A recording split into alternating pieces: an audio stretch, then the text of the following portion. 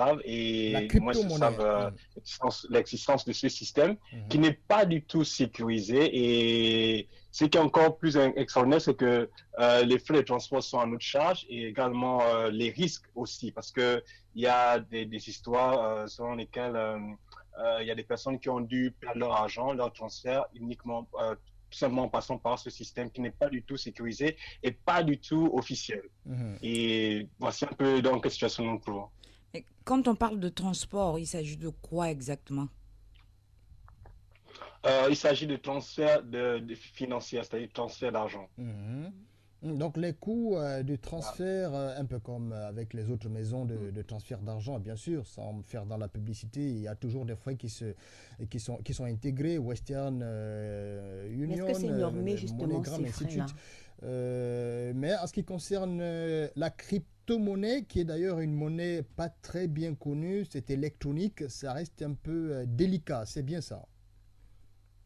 Oui, exactement. Oui, c'est vrai que comme d'autres agences de transfert monétaire, il y a forcément des frais. Sauf que pour la crypto-monnaie, les frais ne sont pas stables et ne sont connus uniquement que pour les personnes qui les utilisent. Et Hmm. donc, sans compter que l'insécurité, c'est-à-dire l'insécurité gestionnaire, n'aide pas les personnes qui doivent recevoir leur argent ou encore envoyer leur argent. Mhm. Alors, Paquita. oui, oui.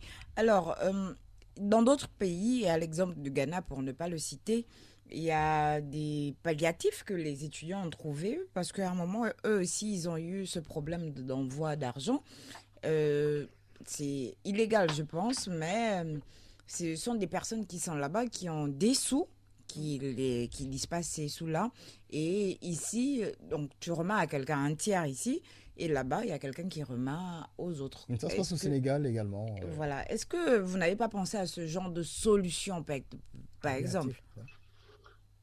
Oui, mais pour pouvoir penser à ce genre de solution, il faudrait d'abord que des deux côtés, il puisse y avoir des finances. C'est-à-dire, Mhm. par exemple, si moi ici j'ai besoin de 10 000 roubles, il faudrait que les personnes à qui je dois contacter aient la possibilité de me procurer ces 10 000 roubles et qu'au Gabon, également, les personnes soient capables de pouvoir encaisser, on va dire, la conversion de ces 10 000 roubles. Mhm. Donc, vous voyez que non, c'est un système un peu compliqué à gérer. C'est pourquoi, pour éviter ce genre de choses, nous passons par la crypto-monnaie. Mhm. Mais je crois qu'il y a quand même une possibilité de pouvoir passer par d'autres systèmes, c'est-à-dire passer, par exemple, par d'autres pays comme la Chine, la Turquie, et pourquoi pas, pour ne pas les citer.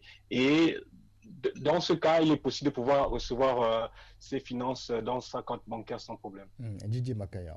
Oui, est-ce que cette situation est connue par les autorités du Gabon?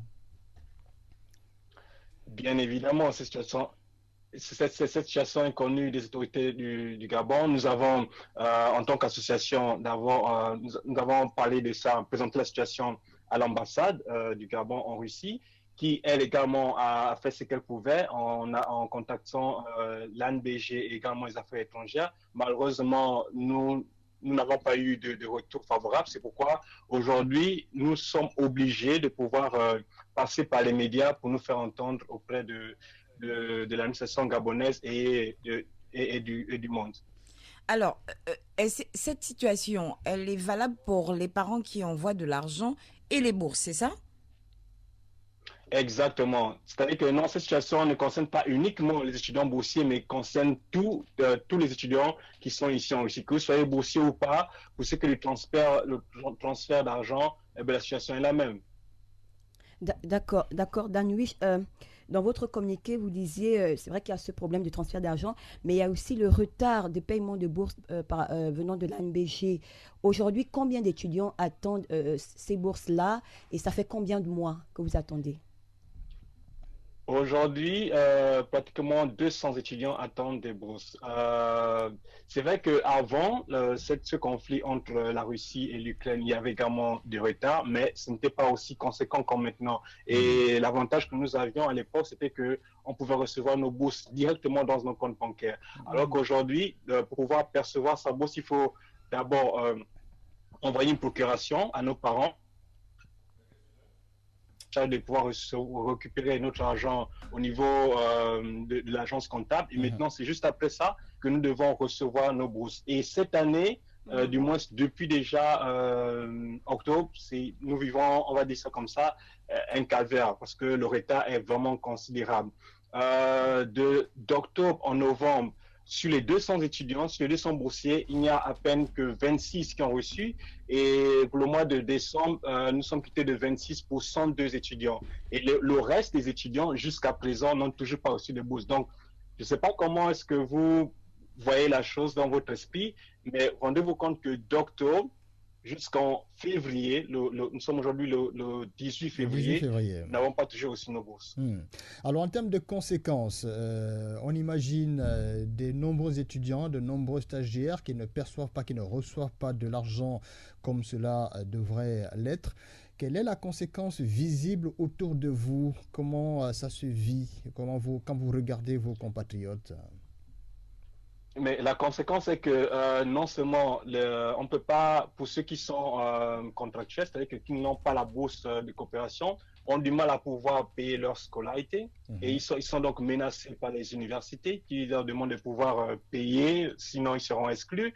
Et d'autres même sont dans l'incapacité de pouvoir passer les examens parce que si vous n'avez pas payé la scolarité, vous ne pouvez pas passer les examens.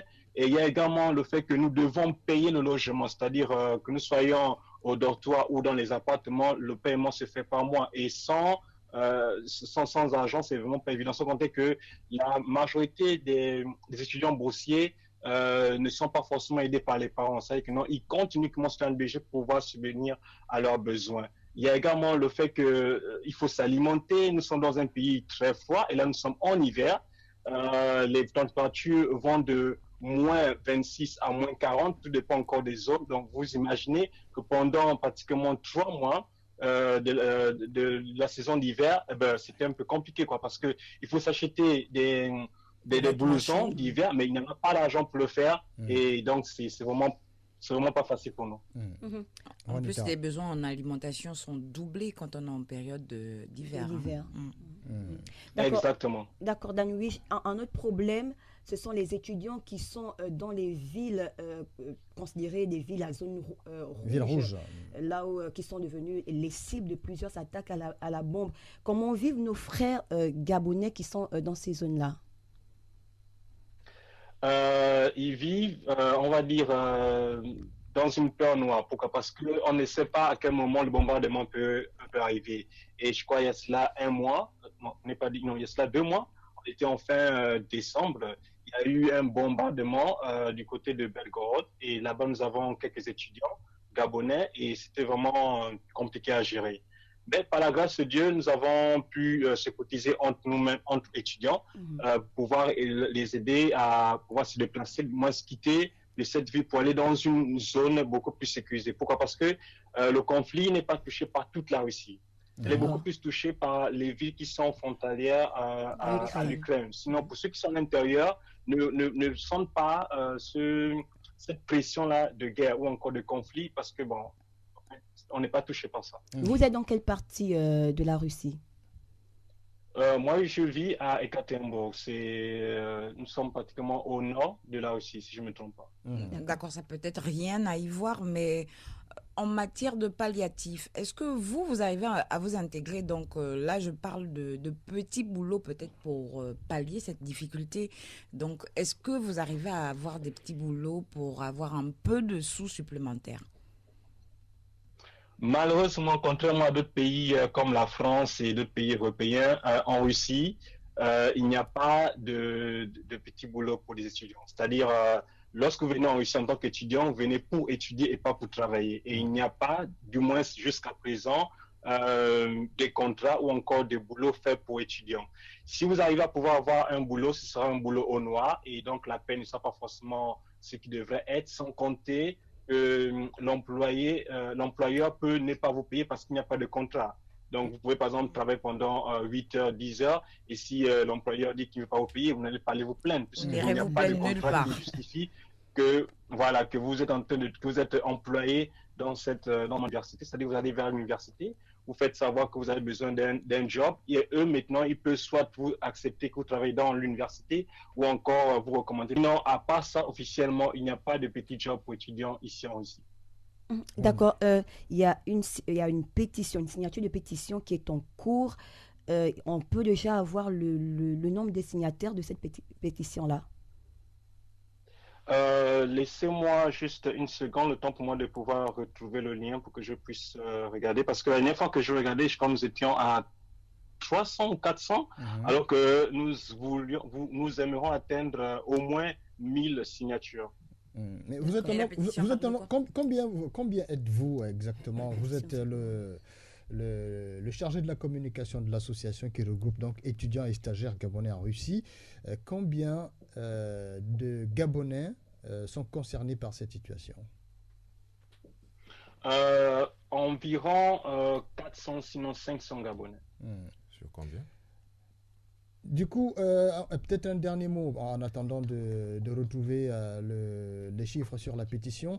Un dernier mot peut-être sur les espoirs que vous avez, on imagine, à saisir pas même les autres petits retours. Quels sont les espoirs qui sont entre vos mains pour pouvoir sortir de cette situation? Bon, d'abord, premièrement, c'est de régulariser le paiement des bourses parce que déjà, l'ANBG, par l'intermédiaire d'un parent d'étudiant, nous avait certifié que d'ici le 15 février, nous devrions normalement entrer en possession de nos bourses. Nous sommes au 18 février, nous n'avons toujours pas de nouvelles. On ne sait même pas si nous allons percevoir des bourses.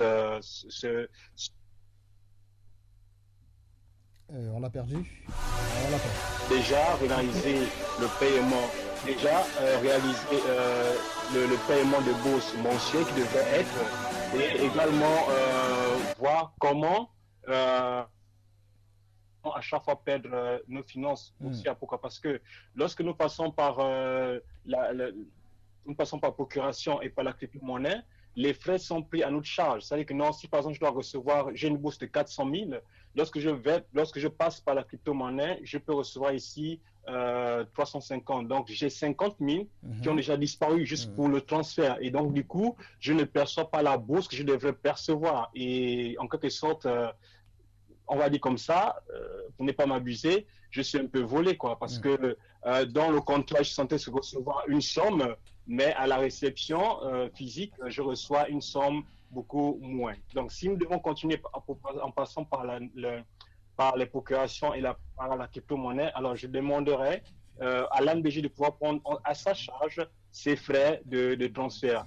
Il y a également d'autres programmes par la manière diplomatique, c'est au niveau de la Russie, chaque 2 mois ou chaque 3 mois, afin de pouvoir payer les étudiants. Et là, comme ça, on serait sûr de pouvoir la traiter notre bourse. Ou encore passer par d'autres pays, pourquoi pas, par la Turquie, par la Chine, par d'autres pays qui ont encore ce lien-là de bancaire entre Russie. Je pense que ce sont des possibilités que nous pouvons utiliser.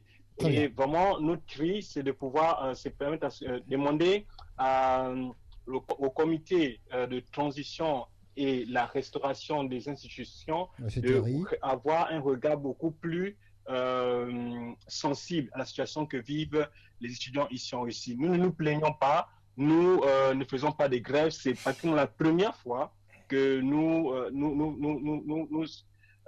sommes levés pour pouvoir mettre en place ce mouvement. Sinon, nous sommes pratiquement les seuls étudiants étrangers qui sont très, très pacifiques et diplomates. Nous n'utilisons pas les réseaux pour pouvoir nous plaindre de ce que nous vivons. Là, c'est juste que c'est la goutte d'eau qui a débordé le vase et nous sommes donc vus obligés de passer par les médias pour nous faire entendre.